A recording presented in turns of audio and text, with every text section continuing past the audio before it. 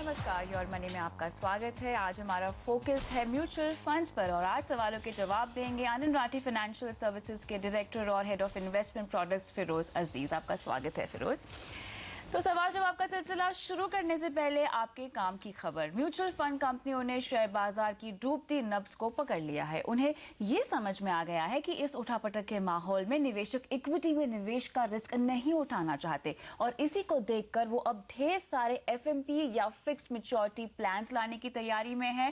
कम से कम 26 एफएमपी के new fund offer खुलने वाले हैं। बस इंतजार है सेबी की तरफ से मंजूरी का और म्यूचुअल फंड कंपनियों ने जुलाई में 10 और अगस्त में 16 एनएफओस को जो है अर्जी दे दी है और अर्जी देने वालों में एचडीएफसी, आईसीआईसीआई, प्रूडेंशियल, एलएनटी, आईडीएफसी और एलआईसी जैसे नाम भी शामिल हैं।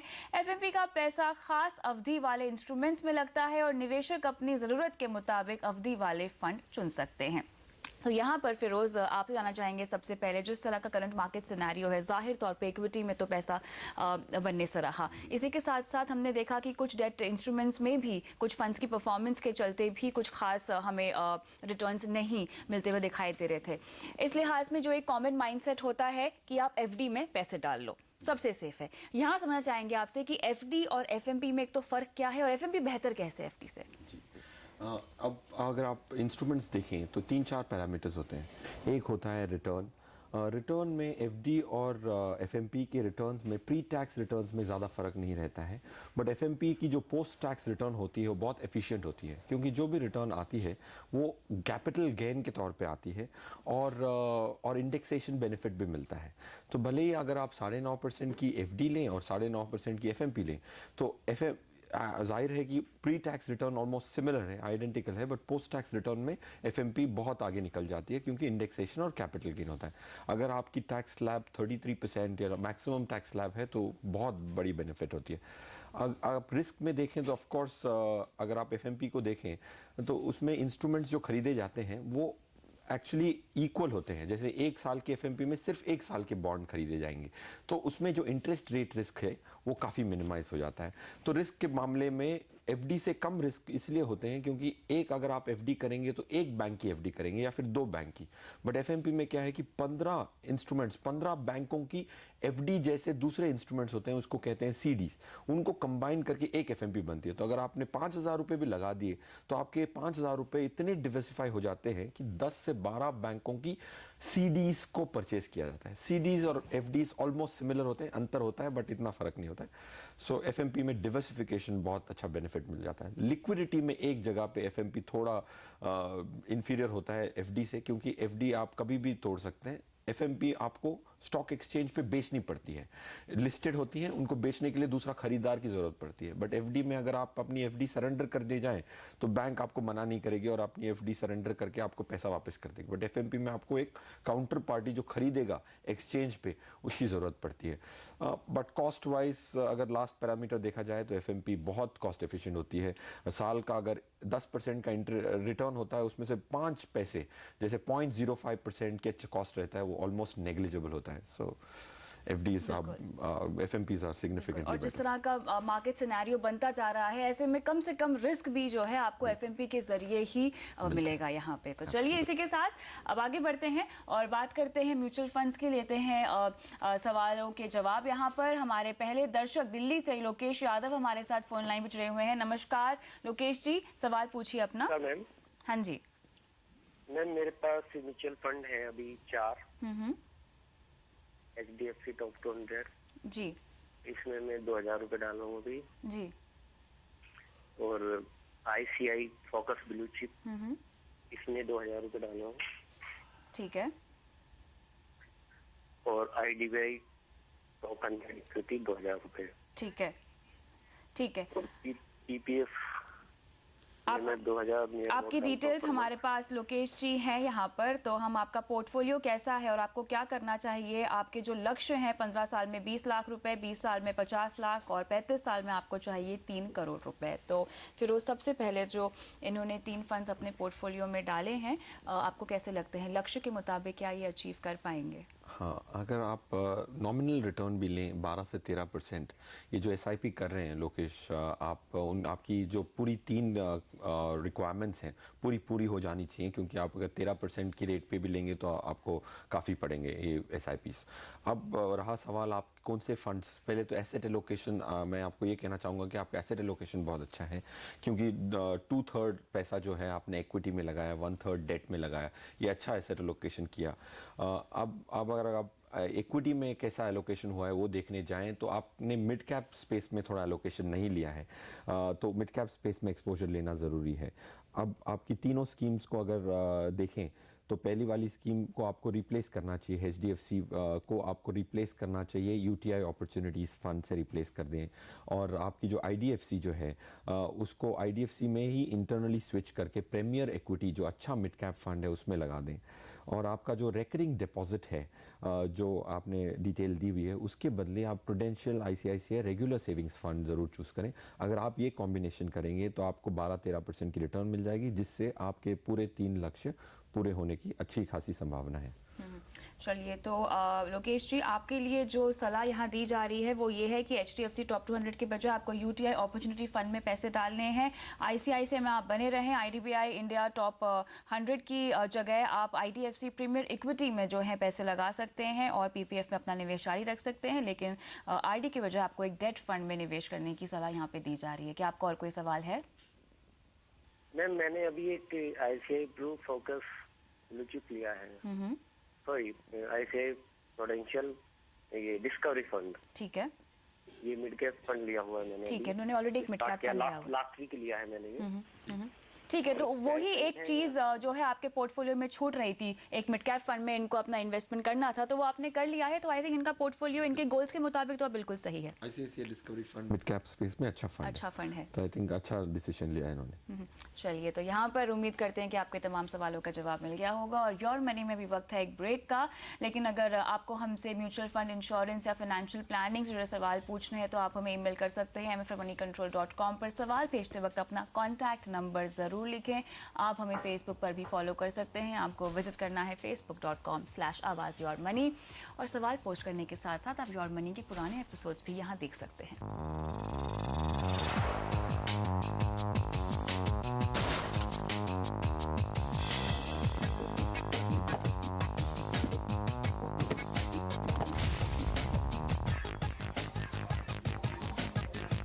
योर मनी में आपका फिर से स्वागत है। आज हमारा फोकस है म्यूचुअल फंड्स पर और सवालों के जवाब दे रहे हैं फिरोज अजीज।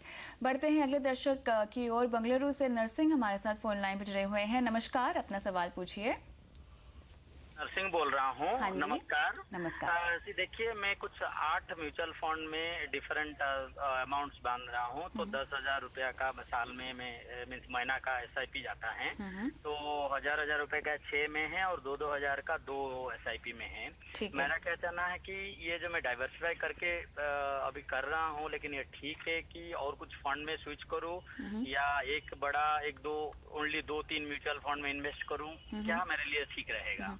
आपका ख्याल शायद अच्छा है, ये खुद कह रहे हैं कि क्या 1-2 फंड्स में ही निवेश करके उन्हें अपना पोर्टफोलियो बनाना चाहिए। नहीं, फिलहाल इनके पास 8 फंड है, तो इस पे आप क्या कहना चाहेंगे? अगर कोई अपनी इन्वेस्टमेंट्स करना चाहते हैं और 8 फंड्स में पैसा लगाते हैं, अब ये क्या है, 8 के 8 इक्विटी फंड्स हैं, तो ये इक्विटी फंड्स अगर आपने 8 फंड मैनेजर को भी पैसा दिया तो क्या होगा कि ये 8 फंड मैनेजर वही स्टॉक्स में लगाएंगे और बहुत सारा इंटरसेक्शन होता है, इसको बोलते हैं रिस्क ऑफ ओवर डाइवर्सिफिकेशन। अगर आप ये 8 फंड्स को कोलैप्स करके एक फंड बना के देखें तो आपके पास कुल मिला के 250 स्टॉक हो जाएंगे, 250 से 260 स्टॉक हो जाएंगे। तो अब अगर आपके पोर्टफोलियो में अगर 260 स्टॉक हैं तो आपका अच्छा परफॉर्मेंस करना बहुत मुश्किल हो जाता है, क्योंकि थोड़े अच्छा करेंगे, थोड़े स्टॉक्स खराब करेंगे तो एग्रीगेट एवरेज रिटर्न अच्छी नहीं होती है। सो ये होता है रिस्क ऑफ ओवर डाइवर्सिफिकेशन, ये कभी नहीं करना चाहिए मेरे हिसाब से। अगर आप एसआईपी कर रहे हैं और इक्विटी म्यूचुअल फंड्स में कैटेगरी में 4 फंड से ज़्यादा तो कभी नहीं होने चाहिए। भले अमाउंट बढ़ती जाए तो आपको सेम फंड्स में निवेश करना चाहिए। अगर एक फंड अच्छा नहीं करता है तो उसको रिप्लेस करें, ना कि एक ऐड कर लें। सो ये सलाह रहेगी। अब आपके जो 8 फंड्स हैं उनमें से मैं आपको अब कंसोलिडेट करने के लिए आपको ये 4 फंड में डालने के लिए कहूँगा। ये जो आपका फ्रैंकलिन टेम्पल्टन का टैक्स शील्ड फंड है वो अच्छा फंड है, उसमें आप कंसोलिडेट कर सकते हैं। यूटीआई अपॉर्चुनिटीज़ फंड जो है वो बहुत अच्छा लार्ज कैप फंड है। हमारे आनंद राठी में हम लोग जो स्टैटिस्टिकल टूल्स यूज़ करते हैं उसके हिसाब से इसकी रैंकिंग बहुत अच्छी है। फ्यूचर परफॉर्मेंस का अच्छा खासा प्रोबेबिलिटी है कि अच्छा परफॉर्म करेगा। फिर आईसीआईसीआई फोकस ब्लू चिप में कंसोलिडेट कर सकते हैं। और लास्टली एसबीआई इमर्जिंग बिजनेस भी अच्छा फंड है। तो इसमें अगर आप कंसोलिडेट कर लें तो आपको ये डाइवर्सिफिकेशन, ओवर डाइवर्सिफिकेशन प्रॉब्लम आपके पोर्टफोलियो में एड्रेस हो जाएगा। लेकिन फिरोज, यहाँ पे अगर एसेट एलोकेशन की बात करें तो यहाँ पे मेजरली इक्विटी पे इनका झुकाव ज़्यादा नहीं है। जी, एक्विटी पे झुकाव ज़रूर है। अब क्या है कि देखो, अगर आप वैल्यूएशंस देखें मार्केट में और ये पहले से एसआईपी कर रहे हैं तो इससे क्या होगा कि स्टैगर करके एंटर कर रहे हैं। ऑफ कोर्स थोड़ा डेट एलोकेशन करें तो अच्छा है, बिल्कुल होना चाहिए। बट अगर आप एसआईपी ही कर रहे हैं और मंथली इंस्टॉलमेंट्स डाल रहे हैं तो ये ऑटोमेटिकली आपके रिस्क बहुत कम हो जाते हैं। और लॉन्ग पीरियड्स में equities have always shown to outperform. So मेरे हिसाब से I think he is good. अगर हाँ, आपने सही फरमाया कि आप थोड़ा डेट एलोकेशन बिल्कुल कर सकते हैं। अगर नेक्स्ट इंक्रीज में आप डेफिनेटली आप थोड़ा डेट, वही अगर आपकी आय बढ़ती है, अगर आप और निवेश करना चाहते हैं तो यहाँ पे डेट पोर्टफोलियो जो है आप बना सकते हैं। लेकिन उसमें कोई फंड्स आप इनको सजेस्ट करना चाहेंगे? या आईसीआईसीआई रेगुलर सेविंग्स फंड जो है डेट कैटेगरी में बहुत अच्छा पॉइज्ड है। अगले 2-3 साल की परफॉर्मेंस उनकी बहुत अच्छी रहेगी, क्योंकि अगर आप इंटरेस्ट रेट साइकिल देखें तो ये शॉर्ट टर्म बॉन्ड्स जो है 2-3 साल वाले बॉन्ड्स, उनमें सबसे ज़्यादा पैसा बनने की संभावना है। तो आईसीआईसीआई रेगुलर सेविंग्स फंड वो बॉन्ड्स को खरीद के अपना पोर्टफोलियो बनाता है। चलिए, तो यहाँ पर नरसिंह जी, आपके लिए सलाह यही है कि 8 में से आपको बस 4 फंड रखने हैं अपने पोर्टफोलियो में, जो है Franklin tax shield, ICICI Pru focus blue chip, UTI opportunity fund और एसबीआई इमर्जिंग बिजनेस। लेकिन अगर आपको अपना निवेश और बढ़ाना है, अगर आपकी आय बढ़ती है, आपको लगता है कि आपको पोर्टफोलियो में थोड़ा सा इजाफा करना है, तो आप डेट में थोड़ा सा एक्सपोजर रखिए। उसके लिए जो फंड यहाँ पे आपको बताया गया है वो है आईसीआईसीआई रेगुलर सेविंग फंड। उम्मीद करते हैं कि आपको अपने सवाल का जवाब यहाँ पर मिल गया होगा। और अब बढ़ते हैं दर्शक की ओर। अमृतसर से पुनीत है हमारे साथ फोन लाइन पे। नमस्कार पुनीत, सवाल पूछिए। पुनीत, क्या आपको मेरी आवाज आ रही है? लगता है यहाँ पर हमारा संपर्क नहीं हो पा रहा है। लेकिन फिरोज, इनका सवाल हमारे पास है। एसआईपी कर रहे हैं ये इन फंड्स में। एचडीएफसी टॉप 200 में डालते हैं 3000 रुपये, डीएसपी ब्लैकरॉक टॉप 100 में डालते हैं 3000, रिलायंस रेगुलर सेविंग इक्विटी में 5000, ICICI Pru focus blue chip equity में 5000 और कोटक गोल्ड फंड में 5000। अब जो लक्ष्य है जिसके लिए इन्होंने ये निवेश किया है वो ये है कि 20 साल के लिए इन्होंने ये निवेश किया हुआ है। जानना चाहते हैं कि कितने पैसे ये जोड़ पाएंगे इस पोर्टफोलियो के जरिए। करेक्ट, इस पोर्टफोलियो के और जरिए हमारे साथ यहाँ पे पुनीत जुड़ भी गए हैं फोन लाइन पे। आपका सवाल हमने यहाँ पूछ लिया है। आपका कोई खास लक्ष्य, आपने कहा है कि 20 साल के लिए आपने ये इन्वेस्टमेंट की है, तो 20 साल के बाद कोई खास बड़ा लक्ष्य है आपका? नहीं, यार सच कोई लक्ष्य नहीं है जी। बस ये है कि क्या कहाँ पे पहुँच जाएगा ये। जरूर, तो बस जानना कंटिन्यू करता हूँ। जी, तो जानना चाहते हैं कि कितना जोड़ पाएंगे 20 साल के बाद? 20 साल में अगर आप बहुत कंजर्वेटिवली देखें और हिस्टोरिकल परफॉर्मेंस देखें, 12% 13% की अगर आप एग्रीगेट रिटर्न्स लें अगले 20 साल तक, जो कि मुमकिन है स्पेशली ग्रोथ इकोनॉमी में, तो मेरे हिसाब से आप 2 करोड़ से 2 करोड़ 10 लाख तक आपका मैच्योरिटी वैल्यू हो सकता है। अब अगर आपकी स्कीम्स देखी जाएं तो आपके जो फंड्स हैं वो एचडीएफसी के टॉप 200 फंड को आपको स्विच करके आपको डाल देना चाहिए एसबीआई ब्लू चिप फंड में। एसबीआई ब्लू चिप बहुत अच्छा मैनेज्ड एक लार्ज कैप फंड है और आपके मिड कैप स्पेस में भी थोड़ा एक्सपोजर कम है, तो आपका डीएसपी ब्लैक रॉक का फंड एग्जिट करके आपको आईसीआईसीआई डिस्कवरी फंड, जो बहुत अच्छी तरह मैनेज्ड मिड कैप स्पेस में है और अच्छे स्टॉक्स पिक करने की उन्होंने क्षमता दिखाई है फंड मैनेजर ने, तो उसमें आप कर सकते हैं। और आपका दूसरा चेंज जो ये होगा, जो आप गोल्ड में आप 5000 कर रहे हैं उसको आप थोड़ा डाउनसाइज करके उसको आप 2000 रुपये कर दें, ताकि वो आपका 10% ऑफ द पोर्टफोलियो एक्सपोजर मिलेगा। और ज़्यादा एक्सपोजर 25% 20% एक्सपोजर थोड़ा ज़्यादा हो जाता है गोल्ड के लिए, तो आप उसको थोड़ा कम करके 2000 पे ले आएँ और जो बाकी 3000 रुपये हैं वो इक्वली डिस्ट्रीब्यूट कर दें बाकी 4 स्कीम्स में। तो बाकी 2 स्कीम्स जो आपने बताई वो ऐसे ही रख सकते हैं। HDFC SBI blue chip move हो जाएगा, अपना जो आपका DSP ब्लैक रॉक का फंड है, उसको हम मूव कर देंगे कि सॉरी ICICI डिस्कवरी में उनको पैसे डाल देने चाहिए। तो चलिए, आपके इस पोर्टफोलियो के जरिए आप लगभग 2 करोड़ के आसपास रकम जुटा पाएंगे। उम्मीद करते हैं कि आपको अपने सवाल का जवाब मिल गया होगा। और यहाँ पर योर मनी में फिलहाल वक्त है एक ब्रेक का, लेकिन सवाल जवाब का सिलसिला जारी है। आप बने रहिए हमारे साथ।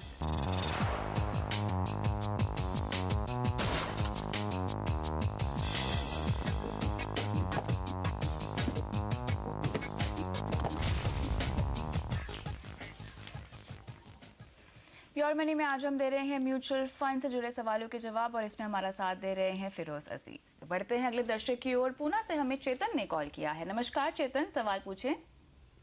नमस्कार फॉर द CNBC टीम। हाँ जी। मैंने आपको ईमेल किया थे, आपके पास वो रहेगा डिटेल्स? बिल्कुल। अभी मैंने जुलाई से स्टार्ट किया है PPF में इन्वेस्ट करने का 2000 पर मंथ। ठीक है।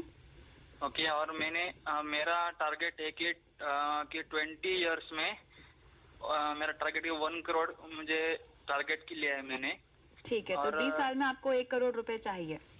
हाँ, और मैंने मेरे नीचे कुछ ये भी दिया हुआ है मेरे आपके फंड्स के नाम। करना चाहता। जी जी, इनके फंड्स के नाम आपको बता देती हूँ मैं एक बार Firoz. BNP Paribas equity fund है, ICICI Pru Focus Blue Chip है, UTI equity, SBI dynamic bond, BSL India GenNext, और अभी ये कह रहे हैं कि इन्होंने PPF में 2000 रुपये डालने भी शुरू किए। जो इनका लक्ष्य है वो है 20 साल में 1 करोड़। आपका जो 20 साल में 1 करोड़ रुपए का जो लक्ष्य है वो आसानी से पूरा हो सकता है। 2800 रुपए की अगर आप SIP करें और 12 से 13% की रिटर्न मिले तो आपको ये 1 करोड़ रुपया इकट्ठा करने में ज़्यादा दिक्कत नहीं होनी चाहिए। आपके जो फंड्स हैं उसमें से 1-2 फंड्स में थोड़ी मेंडिंग की ज़रूरत है। आप Franklin Templeton blue chip fund देखें लार्ज कैप स्पेस में BNP पारिबास के बदली, और SBI डायनेमिक बॉन्ड फंड के बदली आप प्रू रेगुलर सेविंग्स फंड्स को डेफिनेटली यूज़ कर सकते हैं। और मिड कैप स्पेस में बिरला जेनेक्स के बदली आप अगर SBI एमर्जिंग बिजनेस लें तो आपको काफ़ी फ़ायदा हो सकता है। सो ये माइन्यूट चेंजेस करने पड़ेंगे, बट आई थिंक ये अच्छी बात है कि आप यंग एज में आप इन्वेस्ट करने लगे। सो आई थिंक और आपका लक्ष्य भी बहुत रीजनेबल है। 2800 रुपये की आप अगर मंथली इंस्टॉलमेंट्स करते जाएं और कंटिन्यूसली करते जाएं, जो 1 करोड़ का आपका लक्ष्य दिमाग में रहेगा तो ऑटोमेटिकली आप मोटिवेटेड रहेंगे अगले 20 साल तक हर महीने पैसे डालने की। क्योंकि म्यूचुअल फंड में एक खास बात है कि अगर आप SIP स्किप भी कर दें तो आपको पेनल्टी नहीं लगती। तो मोटिवेशन, इंटरनल मोटिवेशन की बहुत ज़रूरत पड़ती है ताकि आप कंटिन्यू रखें। सो ये आप माइन्यूट चेंजेस करेंगे तो आपका लक्ष्य जरूर पूरा हो जाएगा। चलिए, तो यहाँ पे 2500 रुपये महीना जो है आपको निवेश करना है और आपको अपना लक्ष्य यहाँ पर हासिल हो जाएगा। बढ़ते हैं दर्शक की ओर। यहाँ पे हमें ईमेल किया है मध्य प्रदेश के सतना से संदीप ने। संदीप 31 साल के हैं और वेल्थ क्रिएशन के लिए इन्होंने निवेश किया है। संदीप हमारे साथ फोन लाइन पे जुड़े हुए हैं। संदीप, अपना पोर्टफोलियो आप बताएं हमें। हेलो। हेलो। हाँ संदीप, आपने अपना पोर्टफोलियो जो बनाया है उसके बारे में आप बताएंगे? हाँ जी, मैंने अपना पोर्टफोलियो बनाया हुआ है। एक्चुअली मैंने इसमें HDFC इक्विटी फंड में मतलब लगा रहा हूँ 1000 रुपीज। ठीक है। और 1000 रुपीज में लगा रहा हूँ बिरला सनलाइफ इक्विटी फंड में जी। और 1000 मैं रिसेंटली स्टार्ट किया है इसमें रिलायंस गोल्ड फंड में जी। और 1000 पर मंथ मैं लगा रहा हूँ सुंदरम सिलेक्ट। ठीक है, तो यानी कुल मिला के 7000 का इनका निवेश है यहाँ पर। कैसा है इनका पोर्टफोलियो? वेल्थ क्रिएशन का इनका टारगेट है। हाँ, तो HDFC का जो फंड है आपको अभी उनका परफॉर्मेंसेस बहुत डिप हुए हैं, तो उसके बदले आप Pru ICICI focus blue chip को देखें और आपका जो डेट पोर्टफोलियो है उसको आप बने रहें, अच्छा कर रहा है। और आपका जो इक्विटी पोर्शन में जो आपका जो ये फंड है सुंदरम का जो मिड कैप स्पेस में है उसको आप रिप्लेस कर दें SBI एमर्जिंग बिजनेस फंड में। SBI एमर्जिंग बिजनेस फंड अगले 2-3 साल के हिसाब से उनका पोर्टफोलियो अगर देखें, उनकी टॉप 10 पिक्स देखें तो बहुत अच्छे स्टॉक्स उन्होंने एक्यूमुलेट करके अच्छे प्राइजेस पे रखे हुए हैं। तो मेरे हिसाब से SBI एमर्जिंग बिजनेस में अगर आप स्वैप कर दें अपना मिड कैप पोर्टफोलियो बहुत अच्छा होगा मेरे साथ ही इनका एक और सवाल है कि टैक्स सेविंग के लिए 50,000 रुपए ये कहाँ लगा सकते हैं? बिल्कुल, टैक्स सेविंग अगर आपको करनी है ELSS स्कीम्स में जिससे आपको ATCC में बेनिफिट मिलता है, उसमें आपको अपनी इनकम में से वो डिडक्ट हो जाता है, उसके लिए आप फ्रैंकलिन टेम्पल्टन का टैक्स शील्ड फंड देखें, वो भी अगले 3 साल के हिसाब से जो स्टॉक्स देखे जाएं तो वो पोर्टफोलियो में अच्छी तरह से उन्होंने पॉइस्ड हैं कि वो डिलीवर करेंगे अगले 3 साल के लिए। So that will be. चलिए, तो जहाँ तक टैक्स सेविंग का सवाल है, आपको एलएसएस में यहाँ पे ज़रूर अपना निवेश शुरू कर देना चाहिए। उम्मीद करते हैं कि आपको अपने सवाल का जवाब मिल गया होगा। इसी के साथ फिरोज, बहुत बहुत शुक्रिया सवालों का जवाब देने के लिए आज। और योर मनी में आज के लिए इतना ही, लेकिन आप बने रहिए CNBC आवाज़ के साथ। नमस्कार।